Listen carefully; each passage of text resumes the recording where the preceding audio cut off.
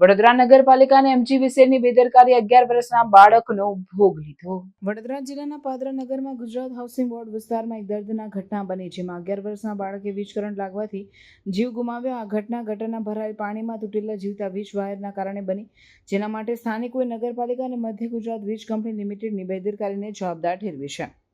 મળતી માહિતી મુજબ પાદરા નગરની કૃષ્ણા રેસિડેન્સીમાં રહેતો નક્ષ જયમીનભાઈ સોની ઝેન હાઈસ્કૂલમાં ધોરણ 5માં અભ્યાસ કરતો હતો. આજે તે ટ્યુશનમાંથી સાયકલ પર ઘરે જઈ રહ્યો હતો. ગુજરાત હાઉસિંગ બોર્ડ પાસેના રસ્તા પર ગટરનું પાણી ભરાયેલું હતું, જેમાં એક વીજ થાંભલાનો જીવતો વાયર તૂટીને પડેલો હતો. નક્ષા પાણીમાંથી પસાર થતાં જ વીજ કરંટનો ભોગ બન્યો હતો અને ઘટના સ્થળે તેનું મોત નીપજ્યું. આ ઘટના બાદ સ્થાનિક લોકોમાં ભારે રોષ ફેલાયો છે. તેમણે નગરપાલિકા અને એમજીવીસીએલની બેદરકારીને આ દુર્ઘટના માટે જવાબદાર ગણાવ્યું છે.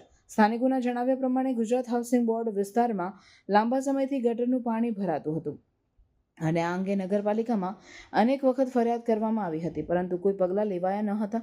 આ ઉપરાંત તૂટેલા વીજ વાયરની બાબતે પણ એમજીવીસીએલને 3-4 દિવસ પહેલા જાણ કરવામાં આવી હતી, પરંતુ તેની અવગણના કરવામાં આવી.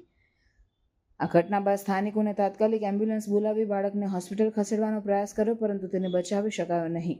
રોષે ભરાયેલા લોકોએ આ ઘટનાની ઊંડાણપૂર્વક તપાસની માંગ કરીને જવાબદાર અધિકારીઓ સામે કડક કાયદેસરની કાર્યવાહીની માંગણી કરી.